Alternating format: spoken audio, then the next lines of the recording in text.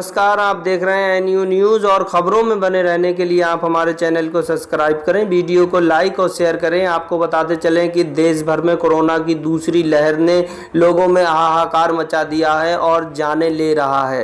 काफ़ी लोगों की मौत हो चुकी है। ऐसा ही मामला बरेली के विनायक अस्पताल से भी आ रहा है, जहां पर एक व्यक्ति की कोरोना के चलते हुए मौत हुई है।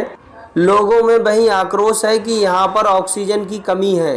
ऑक्सीजन भारी मात्रा में पूर्ण रूप से यहाँ पर उपलब्ध नहीं है, जिसके चलते हुए मरीजों को काफ़ी दिक्कतों का सामना करना पड़ रहा है। अस्पताल के जिम्मेदारों का भी मानना है कि हमारे पास ऑक्सीजन की भारी कमी है और इसके चलते हुए हम लोगों को कह रहे हैं कि वो अपने मरीज कहीं और भी ले जा सकते हैं, जबकि सरकारें दावा कर रही हैं कि ऑक्सीजन पूर्ण रूप से सबको उपलब्ध कराई जा रही है। लेकिन यहाँ पर ये मामला उल्टा ही दिखाई पड़ रहा है। आइए दिखाते हैं क्या आरोप है पीड़ित परिवार के और अस्पताल कर्मियों के।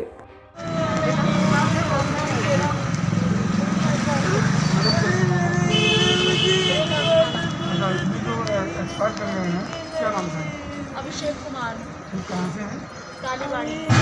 क्या कब भर्ती किया था उनको, कैसे क्या? 18 तारीख की रात में हम लोगों ने 2:30 बजे के करीब मतलब लेके तो हम यहाँ पे उनको आ गए थे 11 बजे, लेकिन यहाँ पे 2 घंटे तक बैठे रहे थे बाहर ही 18 तारीख को। और कहीं हॉस्पिटल में कोई एडमिट ही नहीं कर रहा था। क्या तो हम लोग देव हॉस्पिटल में भी थे, साइंस उसमें क्या नाम में भी गए थे, लेकिन कहीं एडमिट था। तो यहाँ आए थे, यहाँ एडमिट करवाया था। यहाँ एडमिट कराया था, कहीं 2 दिन वो ठीक रहे। 2 दिन बाद उन्होंने खुद भी बोला कि आप 1 दिन बाद वो घर ले जाओ, लेकिन पता नहीं अचानक से क्या हुआ, उनका शुगर 1000 से ऊपर पहुँच गया था और फिर उनको वेंटिलेटर पर डाल दिया। वेंटिलेटर पर पता ही हम लोगों को पता ही नहीं था क्या हुआ। रात को हम लोगों ने चाय पिलाई है,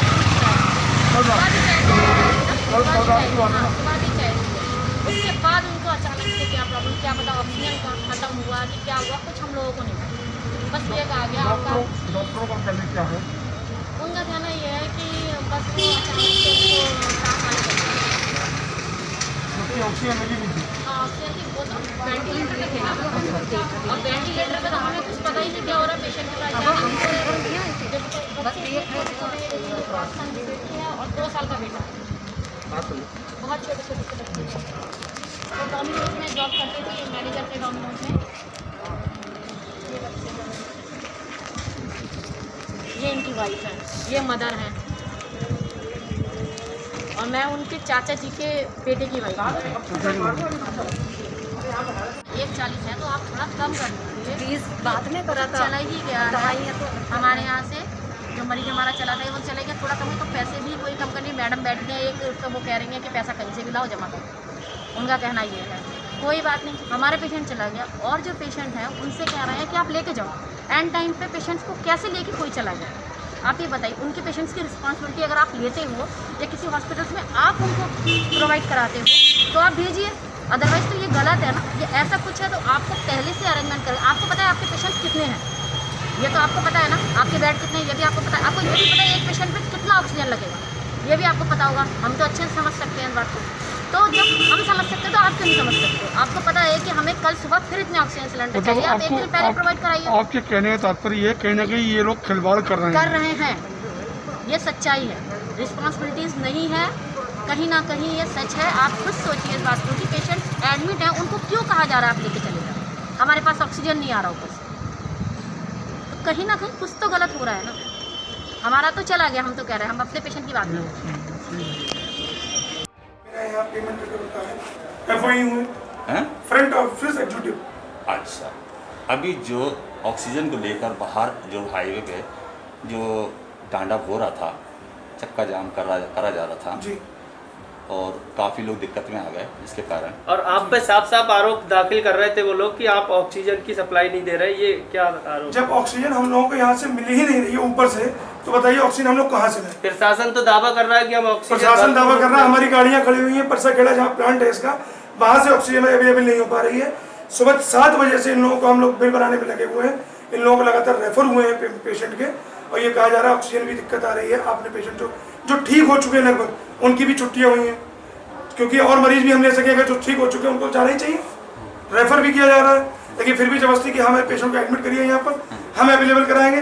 कोई आ रहा है किसी से बात करा रहा है, कोई किसी से बात करा रहा है, क्या बात करने का अधिकार नहीं है। आप प्रशासन के संपर्क में हैं? प्रशासन अधिकारी जो ऊपर हमारे मालिक है, हर तरीके से हर संपर्क में। पीड़ितों का ये कहना था बाहर कि आपने डिस्चार्ज करने की बात कर रहे हैं और लिखित में दे रहे हैं कि डिस्चार्ज ले जाइए इनको, लेकिन उनका पैसा काफ़ी जमा करा लिया, तो फिर उसके बाद जब उपचार नहीं हुआ तो आपने उनको उसके लिए भी लगे हुए। जितना पैसा जिसका भी अगर मान लिया डिपॉजिट हो रहा है, उसके बाद आपको कई बिल हम दिखा सकते हैं, ऐसे हुए हैं।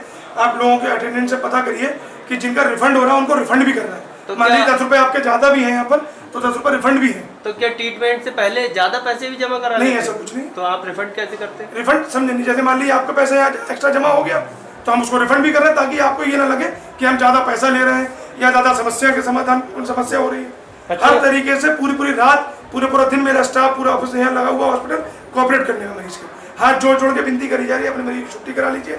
ऑक्सीजन अवेलेबल नहीं हो पा रही है, जब हमें ऊपर से नहीं मिली तो हम नीचे से क्या करेंगे। अच्छा, ये जो कृत्य हुआ है अभी आपके हॉस्पिटल के सामने, इसके बारे में आप क्या कहना ये सिर्फ पब्लिकली हंगामा किया गया कि ऊपर के हम लोगों को प्रेशर डालने के लिए। कौन लोग थे वो?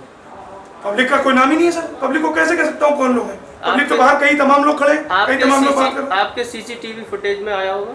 सीसीटीवी फुटेज समझे नहीं आप, वो पब्लिक है, पेशेंट के अटेंडेंट है, वो कह रहे हैं छुट्टी मेरी करिए, हम लोग मजबूरी वो नहीं करिए, हम लोग मजबूर है, ऑक्सीजन नहीं अवेलेबल करा पा रहा है, कहाँ से छुट्टी करें। उनका कहना है आप छुट्टी कर रहे हैं, उनका पैसा भी जमा करा लिया, उपचार फिर भी नहीं हुआ। जब आदमी यहाँ मेहनत कर रहे हैं, यहाँ तरीके से लगे हुए हैं, उपचार करा जा रहा था, आज हम लोग ऑक्सीजन ऊपर से सप्लाई नहीं हो पा रही, जब नहीं दे पा रहे तो आप लोग हमारे ऊपर आरोप लगाएंगे? क्या आरोप प्रत्यारोप नहीं लगते हैं? अच्छा भाई साहब, एक बात बताइए सर, कहते हैं अभी जो जाम लगा था 1.5 से घंटा करीब जाम रहा, जिससे ट्रैफिक में नियमों का भी उल्लंघन हुआ, क्या कारण रहा? ये व्यक्ति राजनीतिक तौर पे कर रहा था या आपसे प्रेशराइज करने के लिए? आप लोग बराबर, आप तो बहुत देर से यहाँ बैठ में देख रहा हूँ, आप काफी देर से हैं। वो सिर्फ ये है कि हाँ मेरी ये बात कर लीजिए, मेरे यहाँ मरीज को रोक लीजिए, मैं सिलेंडर की व्यवस्था करा रहा हूँ। कई लोग आ रहे हैं कि ये मेरे सीएमओ के साहब का फोन आ रहा है, किसी आपका फोन आ रहा है, किसी अधिकारी या किसी प्रशासनिक अधिकारी या किसी बड़े विधायक वगैरह से कॉल कराइए आपको। सिर्फ ये है, मैं फोन पे कौन बात कर रहा है तो नहीं जानता ना। जी। अभी आप आ रहे हैं, ये बात करिए, मुझे उससे ही बात करनी है, मुझे तो हर नॉर्मल व्यक्ति से ही बात करनी है, हर बड़े लोगों से ही बात करनी है। मजबूरी हमारे सामने, हर व्यक्ति का उपचार होना चाहिए, लेकिन मजबूर आज हम लोग खुद हैं। तो क्या उसने, वो बंदा पीड़ित था तब उसने ऐसा किया या फिर ऐसी राजनीति तौर पे किया? अब ये मैं इसमें क्या कह सकता हूँ, मैं तो छुट्टी के लिए उसको बिल दिया, वो छुट्टी करा रहा, ऑक्सीजन नहीं ऊपर से हो पा रही तो मैं कहाँ से लाऊँ? अब ऑक्सीजन आ गया? ऑक्सीजन नहीं अवेलेबल हो पा रहा अभी नहीं है? नहीं। तो लोग क्या आश्वासन दिया जो वो रोड छोड़ के? सर एक मिनट सर हमारी पूरी बात खत्म। अब तो मैं सर जी हम जो वहाँ से जो जाम जो लगाया था उन्होंने, वो वहाँ से हट गए, ऐसा क्या आश्वासन उन लोगों? हमने कोई आश्वासन किसी को नहीं दिया है। हट गए हैं या नहीं हटे, वो अपनी मर्जी से हैं। इसके लिए हमारी कोई हम खुद कह रहे हैं भैया आप छुट्टी करा, मजबूरी है कि ऑक्सीजन नहीं है। Thank you.